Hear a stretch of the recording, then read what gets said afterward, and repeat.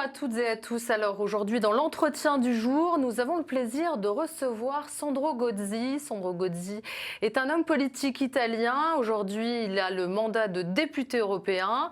Il a été le secrétaire italien aux affaires européennes. Puis en 2017, il rejoint le cabinet d'Édouard Philippe, Premier ministre à Matignon, sous Macron. Il est aujourd'hui notamment chargé du suivi de la mise en place des nouvelles institutions européennes et des relations avec le Parlement européen, donc à l'époque, sous Édouard Philippe. Sandro Gozzi, bonjour. Bonjour. Alors, d'abord aujourd'hui, pour nos téléspectateurs, nous allons parler, bien sûr, des enjeux européens, mais aussi de l'actualité chaude en ce moment, le Mali, bien sûr, et la force Barkhane, la crise ukrainienne, les talibans en Afghanistan, et période oblige, l'épidémie. Alors, si vous le permettez, j'aimerais d'abord qu'on commence par le Mali, où vous le savez, l'ambassadeur de France vient d'être expulsé. Le Mali qui demande à la France de partir. Le ministre français des Affaires étrangères, Jean-Yves Le Drian, qui répond que ça prendra du temps.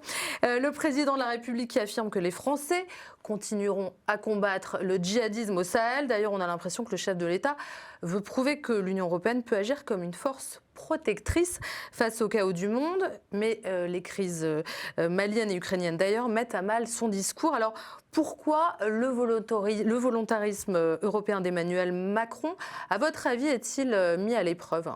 À mon avis, c'est une évidence. C'est une évidence que Emmanuel Macron a raison quand il dit qu'il faut nous donner, en tant qu'Européens, une puissance, une capacité d'intervention, une capacité d'action au-delà de nos frontières. Et je dirais que la crise ukrainienne et la crise malienne ne font que démontrer que Emmanuel Macron a raison, mais que la France ne peut pas être seule à aborder des questions aussi fondamentales et aussi tellement d'intérêt commun pour les Européens comme la crise ukrainienne et la crise malienne. Il faut que les Européens sont là, il faut qu'ils restent parce que les combats contre le djihadisme, c'est un combat d'intérêt commun et ce qui se passe avec la junte malienne est absolument inacceptable. Et je dirais que les Européens devraient être très attentifs parce qu'il est évident, d'après moi, c'est ma position personnelle, qu'une action de déstabilisation de la part de la Russie est en cours dans cette partie de l'Afrique.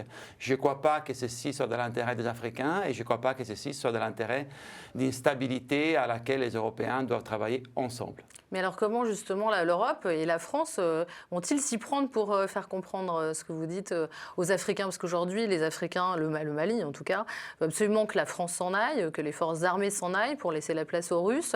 À votre avis, c'est quoi les scénarios de sortie de crise ? Tout d'abord, j'ai dit que la légitimité de ce qui se passe au Mali est tout à fait discutable, je dirais, pour être diplomate.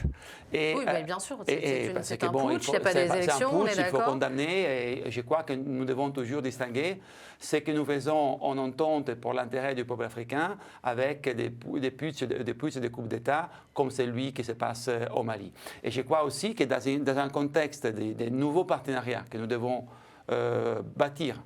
D'ici à quelques jours, il y aura un grand sommet Europe-Afrique. C'est une grande occasion entre Européens et Africains d'identifier quels sont les intérêts communs. Les intérêts communs à long terme et les intérêts communs dans l'immédiat. Dans l'immédiat, la lutte contre le djihadisme, la lutte contre l'islamisme en Afrique, c'est dans l'intérêt des peuples européens et des peuples africains et français européens doivent insister là-dessus. Alors justement, quelle est la position de l'Europe dans la crise au Mali ?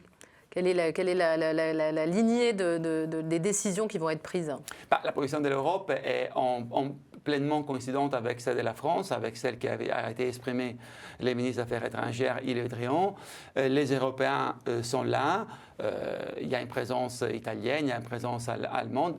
J'espère qu'il y a une présence danoise qui va rester, mais je vois que les nouvelles ne sont pas bonnes. Moi, je crois qu'il faut renforcer la présence européenne. Et c'est vraiment un cas d'école dans lequel on ne peut pas continuer à faire partager l'analyse. Absolument, il y a une déstabilisation en cours. Il faut être de la part du peuple contre les islamistes, contre les putschistes. Et après, ne pas être conséquent en tant qu'Européens. Et c'est une des raisons pour lesquelles nous devons bâtir aussi cette force européenne d'intervention rapide qui devrait, d'après moi, à un avenir proche, justement, assurer une présence dans cet espace géopolitique dans lequel on a des intérêts vitaux en jeu, comme l'Afrique subsaharienne. Et justement, concernant la présence des Russes au Mali, est-ce que l'Europe discute aujourd'hui avec Vladimir Poutine de cette présence et des intérêts sur place? L'Europe aujourd'hui, avec Vladimir Poutine, à travers Macron, discute d'une autre grande urgence, c'est de la crise ukrainienne. Mais moi, je crois qu'il faut aussi ouvrir les yeux sur ce qui se passe en Afrique. Et il me semble que notamment, je répète, au Mali, et pas seulement par la présence des mercenaires des Wagner, il y ait une stratégie de déstabilisation de la part de la Russie qui requiert une réponse à la hauteur de la part de l'Europe et pas uniquement de la part de la France. D'accord, et du coup, la France et l'Europe aussi devraient-elles, à votre avis, repenser totalement leurs relations avec l'Afrique? D'après moi, il faut la réinventer. Il faut la réinventer tout d'abord sur un pied d'égalité. Il faut miser énormément, pas seulement sur les ressources, les matières matérielles de l'Afrique, mais sur les grandes possibilités au niveau d'entrepreneuriat, au niveau du développement local. Et il faut aussi regarder l'Afrique comme un partenaire de développement et pas seulement comme un acteur commercial. Et c'est cette relation qu'il faut, d'après moi, inventer parce que Europe et Afrique ont un destin commun, ne fût-ce que par la géographie. Mais aujourd'hui, on n'est pas en train de bâtir ce destin commun. On n'est pas en train de bâtir ce destin commun à partir d'une perspective humaine. Et il faut vraiment réinventer cette relation. Il ne faut pas penser la relation avec l'Afrique comme relation France-Afrique, Belgique-Afrique, Italie-Afrique. Mais il faut finalement la penser en tant qu'une relation entre deux grands continents, et donc entre Europe et Afrique. C'est un peu ça, je crois. Et en travaillant énormément sur la société civile, en travaillant énormément sur la jeunesse, en travaillant énormément sur l'entrepreneuriat, comme il a été dit dans cette rencontre de Montpellier, dans laquelle Emmanuel Macron était présent, c'est autour de ça qu'il faut réinventer, d'après moi, ces partenariats. Une nouvelle relation, bâtir de nouveaux échanges. Absolument. Alors parlons maintenant de la crise en Ukraine. Hier, les Américains ont décidé d'envoyer 3000 soldats supplémentaires en Europe de l'Est, et de leur côté, les Russes exhortent les États-Unis à cesser de nourrir les tensions. On a l'impression que les négociations se jouent entre Moscou et Washington et que l'Europe est un petit peu hors jeu. Quelle est votre analyse sur la situation? Mon analyse est différente. Il est clair qu'il y a un dialogue direct et c'est tout à fait souhaitable qu'il y ait un dialogue direct entre Joe Biden, le président des États-Unis, et Vladimir Poutine sur la question ukrainienne, parce qu'elle est étroitement liée aussi au rôle de l'OTAN. Et évidemment, les États-Unis sont l'acteur clé dans l'OTAN. Mais il me semble aussi que Emmanuel Macron, en tant que président français et surtout en tant que président en exercice du Conseil de l'Union européenne, est en train de jouer un rôle important. Il est en contact avec Poutine, il a eu plusieurs contacts avec les présidents russes, avec les présidents américains. Il travaille dans ces formats qu'on appelle Normandie, justement avec la France et l'Allemagne, pour essayer de favoriser un dialogue et faire un peu favoriser une désescalade des tensions entre Ukrainiens et Africains. Et il faut, d'après moi, dans la logique des accords de Minsk, poursuivre ce travail que la France, en tant que président en exercice du Conseil de l'Union européenne, peut faire en parallèle, en dialogue avec les États-Unis. Il est clair que nous ne pouvons pas accepter, je crois, que la Russie puisse décider du destin de l'Ukraine. Je crois que le destin de l'Ukraine est une décision des Ukrainiens. Et du moment où Poutine demande d'avoir des garanties que jamais l'Ukraine va adhérer à l'OTAN, jamais l'Ukraine pourra s'approcher à l'Union européenne, cette logique de sphère d'influence, cette logique un peu impériale dans laquelle les Russes sont en train de travailler, je ne crois pas que ce soit acceptable. Donc sans doute il faut favoriser la désescalade, sans doute il faut éviter que la tension monte et malheureusement la situation est très inquiétante en Ukraine, mais il faut aussi travailler sur les principes. Chaque peuple est maître de son destin, ce n'est pas les grands voisins qui décident de cela. On n'a pas l'impression que Paris et Berlin suivent complètement les États-Unis? Ils s'alignent sur les décisions de Washington?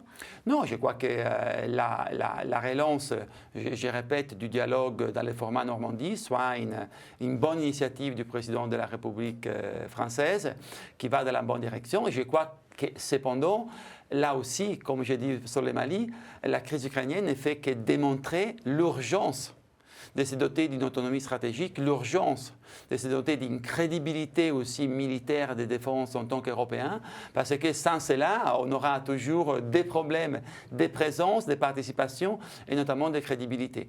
Et on vit dans une époque, malheureusement, dans laquelle les équilibres, les rapports de force sont revenus sur la table. Nous ne devons pas les accepter, mais nous devons être à la table avec une crédibilité suffisante pour pousser les choses dans une direction qui soit compatible avec nos intérêts et nos valeurs. C'est ce qui me semble soit en train d'essayer de faire Emmanuel Macron et je crois que son action va dans la bonne direction. Justement, vous parliez défense. Est-ce qu'une force militaire européenne peut être envisageable et comment? Et il y a des pourparlers là-dessus? C'est sur la table. C'est sur la table. C'est une grande priorité de la présidence française. C'est une proposition aussi du haut représentant pour la politique étrangère de l'Union européenne, Josep Borrell.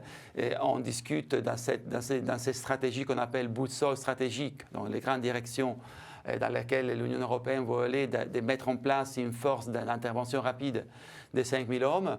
Je crois qu'il est urgent de faire des pas en avant là-dessus. 1. Évaluation partagée des risques et des menaces. 2. Arc stratégique commun en tant qu'Union européenne. 3. Nous donner les moyens qui soient à la hauteur de nos ambitions et de nos besoins. Et cette force de réaction rapide me semblerait une très bonne réponse, un très bon pas en avant. En parallèle, nous devons développer des projets, encore plus des projets industriels de défense communs.